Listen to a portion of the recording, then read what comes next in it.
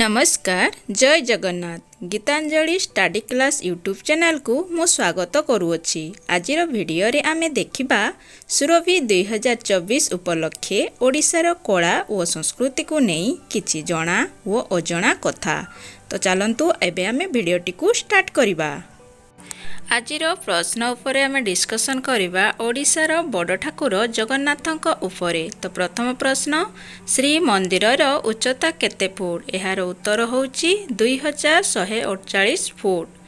प्रश्न नंबर 2, अरुण स्तंभर उच्चता केते? एहार उत्तरटी होउची 32.2 फुट। प्रश्न 3, जगन्नाथक पाखरे 12 मासरे बा वर्षकु केतोटी यात्रा हुए? एहार उत्तरटी होउची 13टी। प्रश्न नंबर 4, श्री जगन्नाथक मठ केतोटी वेश धारण करती? यार उत्तरटी होउची 21टी वेश धारण करती। प्रश्न नंबर 5, श्री जगन्नाथक पाखरे केते पौटी भोग हुए? यार उत्तरटी होउची 56 पौटी।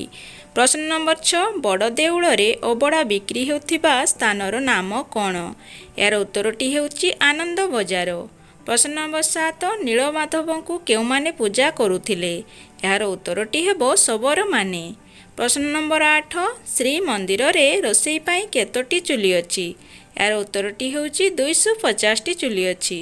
प्रश्न नंबर 9, जगन्नाथक महाप्रसाद प्रथमे काहाको स्मरण करा जाय?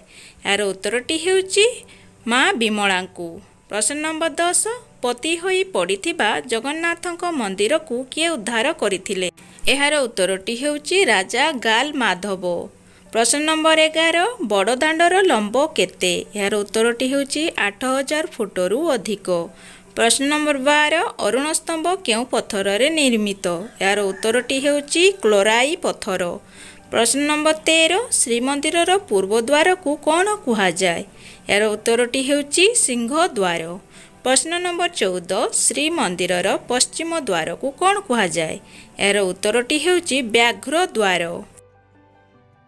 प्रश्न नंबर 15 हेउची श्रीमंदिरर उत्तर द्वार को कौन कुहा जाय? यार उत्तरटी हेउची हस्ती द्वार। प्रश्न नंबर 16, श्रीमंदिरर दक्षिण द्वार को कौन कुहा जाय? यार उत्तरटी हेउची अश्व द्वार। प्रश्न नंबर 17, श्रीमंदिर प्रथम सेवक किए? यार उत्तरटी हेउची जन्मेजय। प्रश्न नंबर 18, श्रीमंदिरर चतुर्पार्श्वरे थिबा पाचेरीर नाम कौन?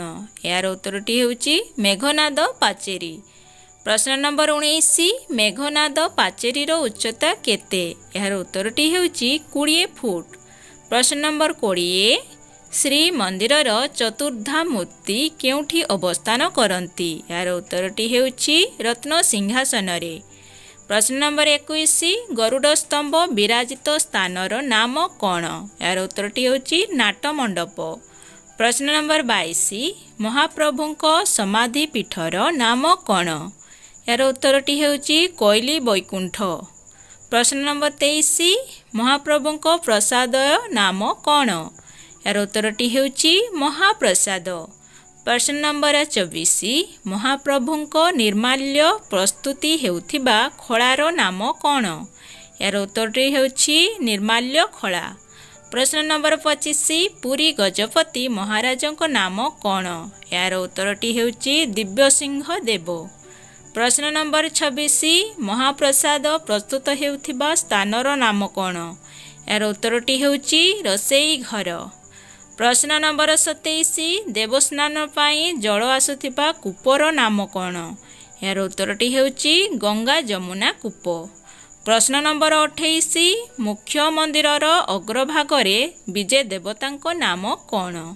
यार उत्तरटी हेउची नीलचक्र नारायण। प्रश्न नंबर 29, मंदिर उपरे उड़ुथिबा बानार नाम कौन?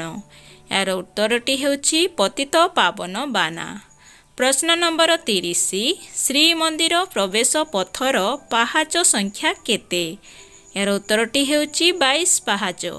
प्रश्न नंबर 31, श्रीमंदिरर रजक किए? यार उत्तरटी हेउची क्षेत्रपाल भैरव।